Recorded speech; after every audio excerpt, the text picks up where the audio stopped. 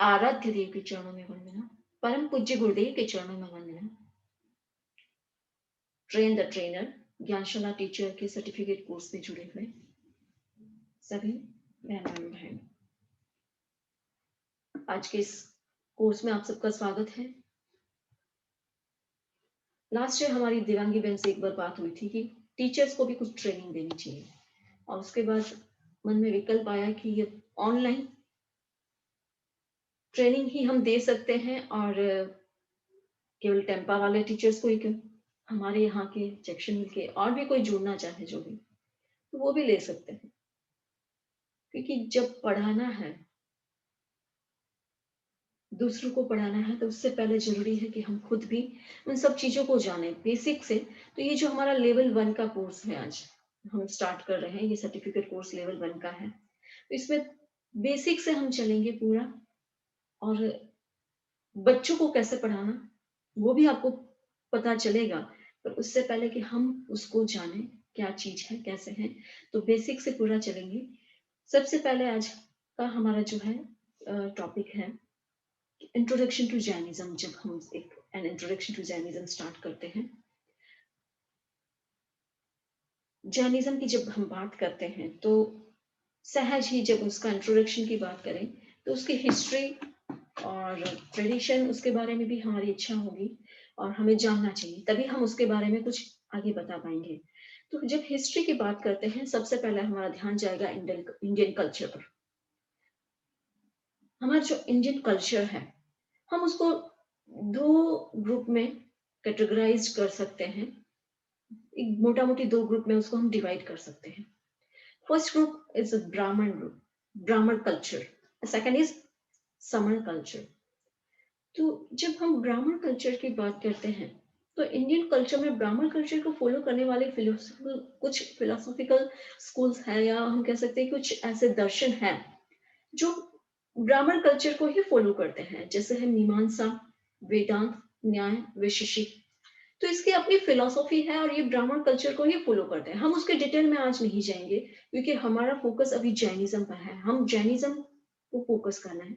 तो पर हमें ये ध्यान में रहना चाहिए कि इंडियन फिलोसॉफी की जब भी बात आती है, तो जो ये फिलोसॉफीज है, ये ब्राह्मण कल्चर को फॉलो करती है, ब्राह्मण संस्कृति को फॉलो करती है। ये दोनों पैरेलल चली है, ब्राह्मण संस्कृति एंड ब्राह्मण कल्चर, एंड सेकंड इज श्रमण संस्कृति, श्रवण कल्चर। तो ये दोनों पैरेलल चले हैं प्राय। तो उसमें से ये चार हैं जो ब्राह्मण कल्चर को फॉलो करते हैं, और ये तीन जो है Jainism, Buddhism and Sankhya philosophy, ये तीन फिलोसॉफी ऐसी है जो श्रवण संस्कृति को फॉलो करते हैं, श्रमण कल्चर को फॉलो करते हैं। तो आज हम बेसिकली जैनिज्म की बात कर रहे हैं। तो जैनिज्म जो है कब से है, तो जैनिज्म जैनिज्म को हम फॉलो कर रहे हैं, जैनिज्म के बारे में हम सुन रहे हैं, सालों से हम उसमें बॉर्न एंड ब्रॉट अप हुए हैं। तो हम जानते हैं कि जो जैनिज्म है वो प्री हिस्टोरिक एरा से है, आज का नहीं है। जैनिज्म केवल आज से नहीं है, वो प्री हिस्टोरिक एरा से है। क्योंकि अगर हम देखें तो जब हिस्टोरियन जो हिस्ट्री में जब बात करते हैं उसकी, तो 1 to 22 तीर्थंकर जो अरिष्टनेमी है, वहां तक के तीर्थंकर्स को वो कहते हैं ये प्री हिस्टोरिक है, वो हिस्ट्री में नहीं लेते उनको। और 23rd एंड 24th तीर्थंकर पार्श्वनाथ और भगवान महावीर को हिस्टोरिक मानते हैं। और कुछ कुछ तीर्थंकर ऐसे भी हैं, सॉरी, कुछ कुछ हिस्ट्री जो मानने वाले हैं, वो कुछ कुछ जो स्कॉलर्स हैं, वो अरिष्टनेमी को भी हिस्टोरिक मानते हैं, और 1 to 21 तीर्थंकर्स को प्री हिस्टोरिक मानते हैं। पर अगर हम देखें तो इनकी जो आगम्स हैं, ये सारे हैं, सॉरी, पुराण है, वेद है, उसमें भी ऋषभ का भी वर्णन मिलता है, अरिष्टनेमी का भी आता है, इन सब का आता है। तो ये प्री हिस्टोरिक एरा में सब है। तो ये सारे तो प्री हिस्टोरिक में आ गए। पर जब हम लॉर्ड पार्श्वनाथ, जो भगवान पार्श्वनाथ की बात करते हैं, तो उसको हिस्टोरिक कहते हैं। तो वो हिस्टोरिक 8th सेंचुरी बीसी के टाइम की बात है, और उस समय भगवान पार्श्वनाथ के समय ही ये शुरू हुआ था उपनिषद और ये सारे कंपोज होने, उसका रिटन फॉर्म में होना, मतलब वो कंपोज, उसका कंपोजन शुरू हुआ था और वो उसी समय का है भगवान पार्श्वनाथ का समय। तो भगवान पार्श्वनाथ उस समय के हैं और लॉर्ड महावीर, भगवान महावीर जो है वो 6th सेंचुरी बीसी के हैं। तो उस समय भगवान हम कह सकते हैं कि भगवान महावीर के समकालीन जो थे बहुत सारे ऐसे हुए हैं जो ग्रेट पर्सनालिटी कह सकते हैं। उस सेंचुरी में उन्होंने अपने अपने जहाँ जिस किसी देश में थे कुछ काम किया, हटके किया। हम कह सकते हैं उसको लेजेंडरी फिगर्स भी कह सकते हैं। सो लॉर्ड महावीरा एंड बुद्धा दोनों समकालीन हुए हैं। इंडिया में इन्होंने जन्म लिया, भारत में जन्म लिया और उसी समय चाइना में लाओ से और कन्फ्यूशियस हुए और लाओ से और कन्फ्यूशियस ने भी अपने समय में अपने देश में बहुत लोगों को अपनी फिलोसॉफी से प्रभावित किया और इसी समय ग्रीस में हुए पाइथागोरस। तो ये सब समकालीन हुए हैं। तो महावीर, जब भगवान महावीर की बात करते हैं तो भगवान महावीर के लाइफ के बारे में ऐसा भी कहा जाता है कि उन्होंने जन्म लिया था किसके लिए, तो जो उस समय जो रिलीजन चल रहा था उसको रिफॉर्म करने के लिए। मतलब वो कुछ लोग हैं उस ऐसा कहते हैं कि भगवान महावीर है, उन्होंने किसी परंपरा को फॉलो किया था। बट अकॉर्डिंग टू जैनिज्म हम जो कहते हैं कि कोई भी तीर्थंकर किसी को भी फॉलो नहीं करते, वो अपना ही अपने आप ही केवल ज्ञान को प्राप्त करते हैं और अपने ही तीर्थ की स्थापना करते हैं। उनका ही तीर्थ चलता है, वो किसी के तीर्थ को, किसी के धर्म को फॉलो नहीं करते हैं। तो भगवान महावीर का जो जन्म हुआ था वो हुआ था 599 बीसी और वो कब कहाँ हुआ था, क्षत्रिय कुंड ग्राम में। क्षत्रिय कुंड ग्राम में उनका जन्म हुआ और वो वैशालिक रिपब्लिक था, वहां पर उनका जन्म हुआ था। भगवान महावीर के बाकी जो स्टोरीज, अभी हिस्ट्री में डिटेल में नहीं जा रही हूँ पर ऐसे शॉर्ट में मैं बता रही हूँ कि उन्होंने 28 साल तक घर पर ही रहे। जब तक उनके माता पिता थे तब तक उन्होंने संकल्प ले लिया था कि मैं दीक्षा नहीं लूंगा, तो 28 साल तक घर में थे। और बाद में जब उन्होंने दीक्षा के लिए पूछा पर उनके भाई के मना करने, भाई और चाचा ने मना किया, उनके अंकल ने। तो 2 साल और रुके, 30 इयर्स में उन्होंने दीक्षा ली और देन 12.5 इयर्स तक उन्होंने साधना की। साधना में अनेक कष्ट आए, सब कुछ हुआ, पर वो उसमें अड़े रहे और 12.5 साल के बाद उन्होंने केवल ज्ञान को प्राप्त किया। केवल ज्ञान प्राप्ति के बाद उन्होंने 4 तीर्थ की स्थापना की और सबको उपदेश दिया। तिन्नानम तारेनाम को फॉलो करते हुए स्वयं का तो कल्याण किया ही और 4 तीर्थ चतुर्विध धर्म संघ को उपदेश देते हुए सबको धर्म का रास्ता दिखाते हुए उन्होंने पूरी दुनिया को, हम कह सकते हैं कि एक शांति का, the way of peace, he showed the way of peace to the world. तो वो उन्होंने किया और लास्ट जो कहते हैं कि भगवान महावीर का निर्वाण हुआ 527 बीसी में हुआ और कार्तिक कृष्णा अमावस्या कह सकते हैं, और अगर गुजराती के अकॉर्डिंग फॉलो करें तो आसोज कृष्णा अमावस्या, वो उनका जो अंतिम निर्वाण तिथि जिसको हम दीपावली के रूप में भी आज मनाते हैं। तो ये भगवान महावीर हुए हैं। तो जब आज हम कहते हैं कि जैन धर्म, तो जैन धर्म जो है वो नाम कैसे पड़ा,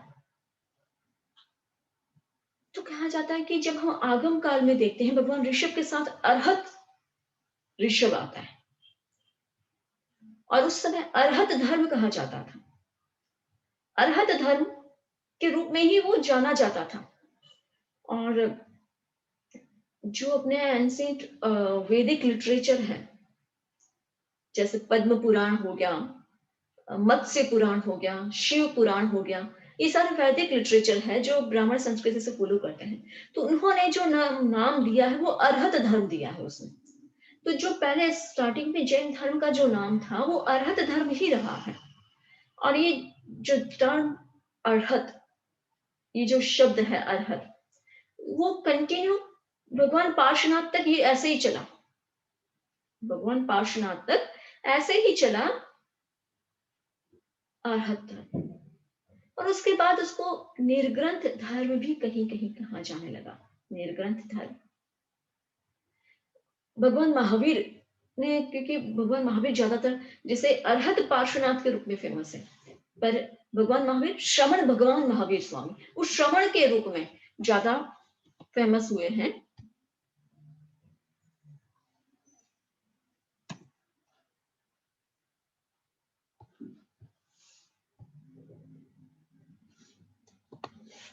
वो श्रवण के रूप में ही ज्यादा फेमस हुए हैं। तो उनका जो धर्म है वो भी श्रवण धर्म के रूप में ही जाना गया। श्रवण प्रवचन, और दूसरा शब्द उनके लिए ये भी आया निर्ग्रंथ। तो ये जो श्रवण और निर्ग्रंथ ये दोनों भगवान महावीर के समय के शब्द हैं। निर्ग्रंथ धर्म, श्रवण धर्म, ये भगवान महावीर के समय। पर फिर ये जैन धर्म, आज जो सबसे ज्यादा प्रचलित जैन धर्म ये शब्द है, वो कैसे आया और कब आया? तो जैन धर्म ये जो शब्द है ये बहुत बाद में आया है। कब आया? तो कहा जाता है कि भगवान महावीर के निर्वाण के बाद। भगवान महावीर के भी निर्वाण के कब बाद? तो कहते दो शताब्दी के बाद, आफ्टर 2 centuries। भगवान महावीर के निर्वाण के आफ्टर 2 centuries दिस वर्ड केम, जैन धर्म। तो जैन धर्म कैसे डिराइव हुआ, ये शब्द कैसे बना? तो अगर हम इसके डेप्थ में जाए तो जो आज हम जैन रिलीजन कहते हैं उसको, उसका मूल शब्द है जिन। द मेन वर्ड इज जिन।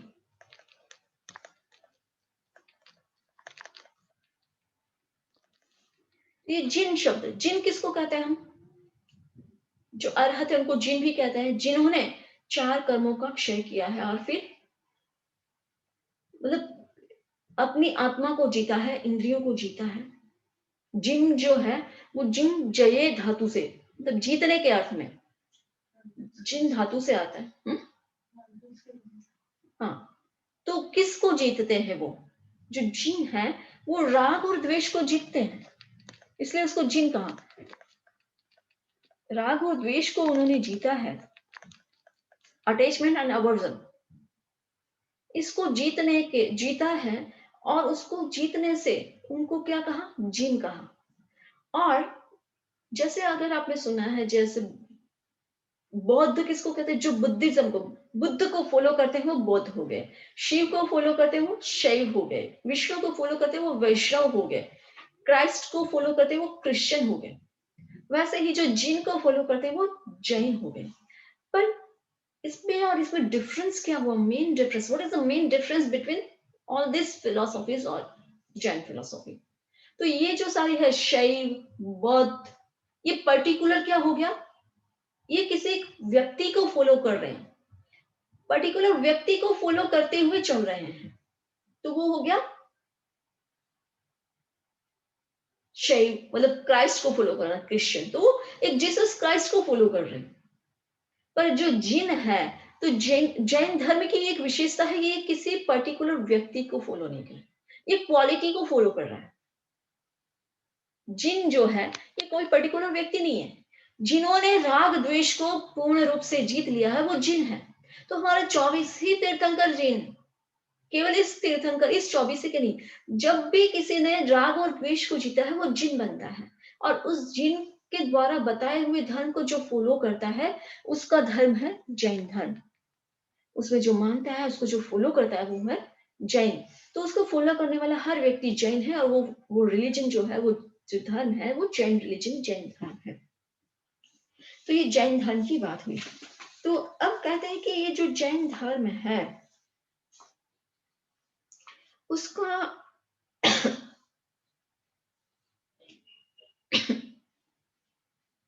जब भगवान महावीर ने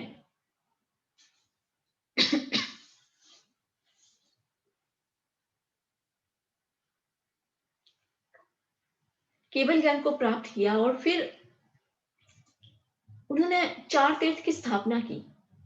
4 तीर्थ की स्थापना हुई और उसके साथ-साथ क्या हुआ, उनके 11 गणधर, 11 गणधर थे। तो ये जो 11 गणधर थे और उस समय 11 गणधर के साथ-साथ उनके क्या थे, 9 गण थे।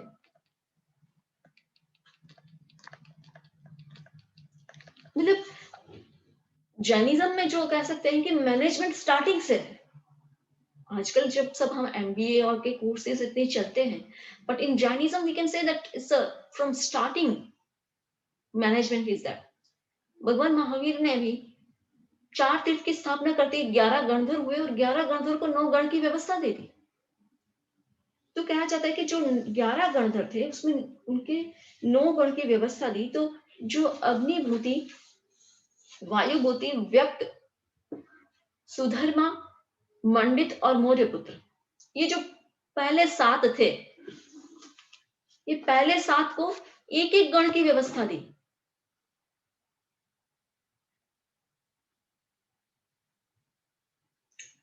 उनको एक एक गण की व्यवस्था दी और लास्ट के जो 4 थे गणधर, उनको उन एक एक गण में 2-2 गणधर थे।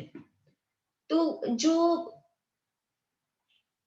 अकंप और अचल भ्राता, वो दोनों एक में थे और मैटार्य और प्रभास वो 9th गण के थे। तो इस प्रकार जो गणधर है वो उसको मतलब उन्होंने गण की व्यवस्था संभाली और चंदन बाला ने साध्वियों की हेड बनी वो। तो भगवान महावीर के पास हम कह सकते हैं तीर्थंकरों के पास अनेक, मतलब भगवान महावीर खुद क्षत्रिय कुल के उत्पन्न हुए राजकुमार थे और उनके पास अनेक राजा महाराजाओं ने, राजकुमारों ने, राजकुमारियों ने दीक्षा ली। यहाँ वो जो चंदन बाला थी वो भी अ, राजकुमारी थी। और ऐसे भी कह सकते हैं कि बहुत राजा महाराजाओं ने राजकुल से, राजघराने से जुड़े हुए व्यक्तियों ने दीक्षा ली, पर यह भी नहीं था कि केवल वही बड़े वैसे ही लोग दीक्षा ले सकते हैं। जैनिज्म में सबने दीक्षा ली, सबने ही, मतलब चंडाल ने भी दीक्षा ली, हरिजन ने भी ली और वो उन्होंने भी ली। और यहाँ पर जो गण की बात कह रहे हैं हम, गण वैसे देखो तो देखो संघ बहुत बड़ा था। तो यहाँ पर गण शब्द हम जो कहते हैं संघ कहते हैं और गण शब्द हम कह सकते हैं कि संघ के रूप में। तो संघ इतना बड़ा था, इतने साधु साध्वी थे, तो एक व्यक्ति उसको लीड नहीं कर सकता या एक व्यक्ति ही उसको लीड प्रॉपर वे में नहीं कर सकता है। तो उसको डिवाइड कर दिया कि ये गण है और इस गण का ये हेड है। जैसे हम कह सकते हैं कि डिपार्टमेंट हो गए, अलग अलग डिपार्टमेंट डिवाइड हो गए। ये डिपार्टमेंट, इस डिपार्टमेंट में ये व्यक्ति है। जैसे यूनिवर्सिटी और में क्या होता है कि अलग अलग डिपार्टमेंट्स हो गए या अलग अलग इतना ग्रुप है, उसका हेड ये है, इसका ये है। तो वैसे ही भगवान महावीर ने क्या किया, अपने जो अपना पूरा जो शासन था उसमें जितने भी साधु साध्वी थे, तो उनको डिवाइड करके उस पर अलग अलग हेड कर दिया। मतलब उन्होंने वो जो गणधर थे, उन्होंने उनके अंडर में जितने भी साधु साध्वी थे उनको लीड किया भगवान की तरफ से। तो ये गण, गण जो है संघ के अर्थ में आता है। तो जो भगवान महावीर का शासन था, भगवान महावीर ने क्या किया, अपने जो शासन में उसी समय अपने 11 गणधरों को लीडर बना दिया और उनको उनके अंडर में अलग अलग व्यक्ति को दे दिया, अलग अलग साधु साध्वी को दे दिया। तो चंदन बाला जो थी वो साधुओं की लीडर थी, प्रमुखा थी। और अ, राजा श्रेणिक जिनका उल्लेख उसमें भी आता है, बहुत साहित्यों में भी आता है, बिंबिसार के रूप में आता है और या कहीं प्रसेनजीत और कुछ कुछ नाम दूसरे मिलते हैं। तो भगवान महावीर के पास राजा श्रेणिक की भी बहुत सारी रानियों ने दीक्षा ली और दूसरे भी अलग अलग व्यापारी है, अलग अलग बड़े बड़े बिजनेसमैन या अ, दूसरे भी लोग थे जो मांडलिक राजा, और वहां से भी बहुत जनों ने दीक्षाएं ली। तो ये सारा जो भगवान महावीर का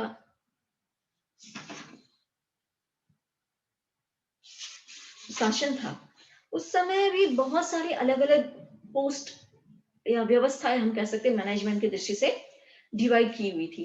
तो सबसे पहले थी आचार्य।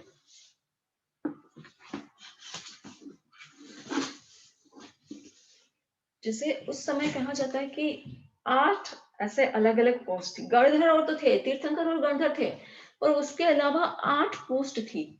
तो 8 कौन कौन सी थी, तो हम उसको देखें।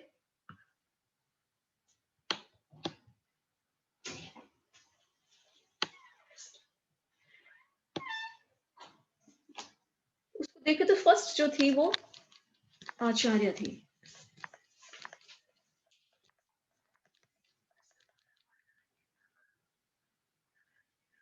ठीक है, आचार्य जो उस ऑर्गेनाइजेशन को डायरेक्ट करता है, जो और पढ़ाता है, कौन अपने आगम वगैरह पढ़ाता है, और साथ साथ में उसका मीनिंग भी बताता है। किसको? मॉन्क और नॉन्स को, मतलब जो साधु साध्वी है उनको आचार्य जो है वो उसका मीनिंग भी बताते हैं। तो फर्स्ट जो था, मतलब वो जो डिवाइड किया अलग अलग कैटेगरीज साधु साध्वी की भी थी, तो उसमें एक था आचार्य। सेकंड था उपाध्याय।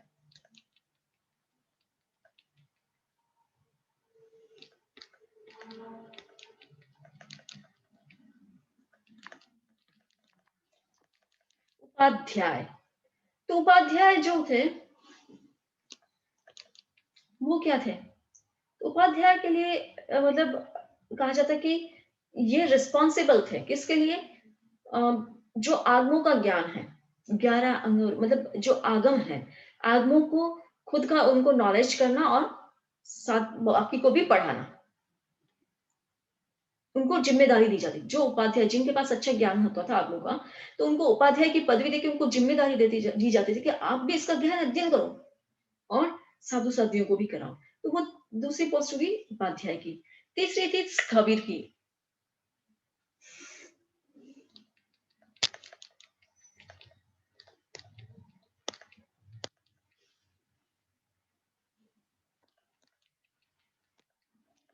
स्थविर, तो स्थविर कौन होते हैं कि ये जो है उनको एक जिम्मेदारी दी जाती थी कि उनके अंडर में उन्होंने जिस किसी को भी दीक्षा दी है, या उनके अंडर में कोई भी नव दीक्षित साधु संत को रखा जाता था, तो उनका आध्यात्मिक विकास कैसे हो। उपाध्याय तो क्या करते हैं, उनका ज्ञान का विकास कैसे हो, उनका जो आगम ज्ञान है उसका विकास कैसा हो, उसका ध्यान उपाध्याय रखते थे। पर स्थविर क्या करते थे, उनके पास जो भी दीक्षा हुई है, उनके पास दीक्षा लेकर जो भी आया है, उन्होंने दीक्षा नहीं भी दी, तो उनके पास दीक्षित होकर जो भी आया है, उनका निरंतर आध्यात्मिक विकास कैसे होता रहे, उसके बारे में चिंतन मनन, उनका ध्यान रखना कौन करते थे? स्थविर करते थे। तो फर्स्ट आचार्य, सेकंड उपाध्याय, थर्ड स्थविर। फोर्थ है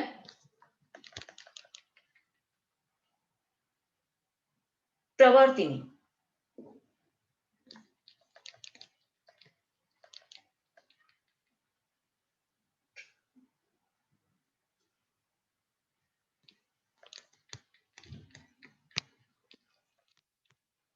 प्रवृत्तिनी, ये जो है ये साध्वी को दिया जाता था। जैसे चंदन वाला थी वो प्रवृत्तिनी थी, तो चंदन वाला प्रवृत्तिनी थी, मतलब वो साध्वियों की हेड थी, प्रमुख।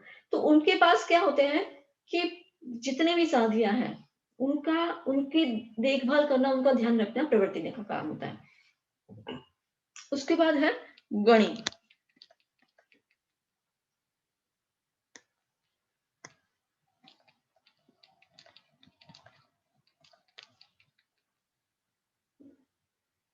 गणी, तो गणी का काम क्या होता है कि उनको एक छोटा सा ग्रुप दिया जाता था।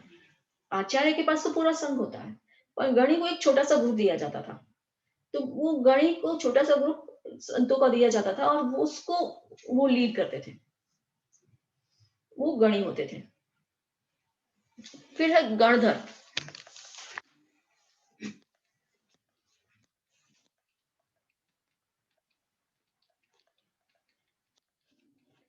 तो गणधर, गणधर क्या है कि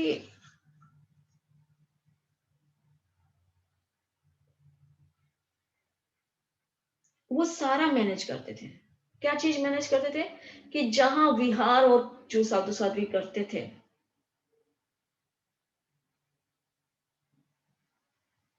मेनली साध्वियों की, उनका विहार और सब कुछ जहां भी होता था वो सब, तो उसका सारा मैनेजमेंट, मतलब he managed the journeys on foot undertaken by nuns. जो नन्स विहार करके जो भी जर्नी करती उसका सारा मैनेजमेंट गणधर करते थे। अब सातवां है गणावच्छेदक।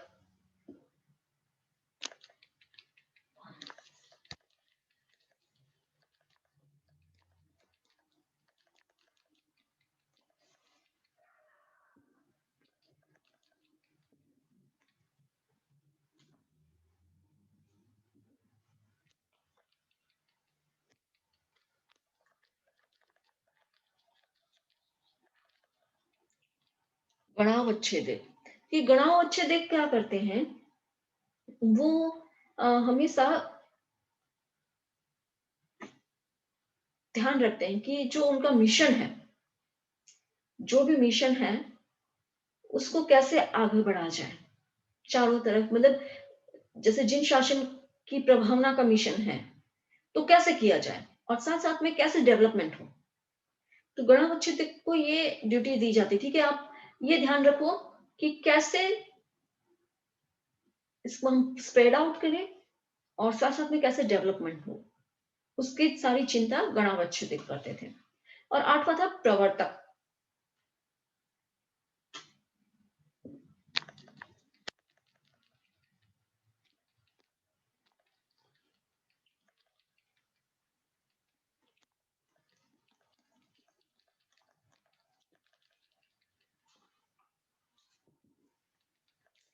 प्रवर्तक जो होते थे वो सारा ही मैनेजमेंट का, ये सब जो मैनेजमेंट है वो सारा ही मैनेजमेंट को वो वापस देखते थे कि कहीं कोई गड़बड़ नहीं हो रही मैनेजमेंट को, मैं सब कुछ ठीक है ना, उसका ध्यान रखते थे।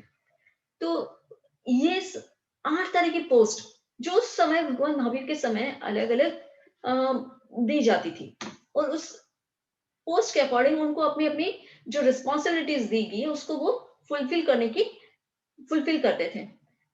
तो ये सारा क्या था, एडमिनिस्ट्रेशन था किसका? अपना जो मोनास्टिक ऑर्डर, मतलब जो जैन साध्वियों का कैसे मैनेजमेंट के साथ पूरा ये चल सके। तो हम कह सकते हैं कि ये क्या था, उस समय भगवान महावीर के उस समय से ये सारा चला आ रहा था कि कैसे क्या, मतलब व्यवस्थित होना चाहिए सब कुछ। तो इसका हम वापस एक बार आठों के आठों नाम रिपीट कर लेंगे। फर्स्ट था आचार्य, सेकंड उपाध्याय, थर्ड स्थवीर, फोर्थ प्रवर्तिनी, फिफ्थ गणी, सिक्स्थ गणधर, सेवंथ गणावच्छेदक और एट प्रवर्तक। तो ये 8 पोस्ट है और इन आठों का अपना अपना मैनेजमेंट के साथ कार्य जुड़ा हुआ है, सबकी अपनी अपनी रिस्पॉन्सिबिलिटी है और वो उसको फॉलो करते हैं।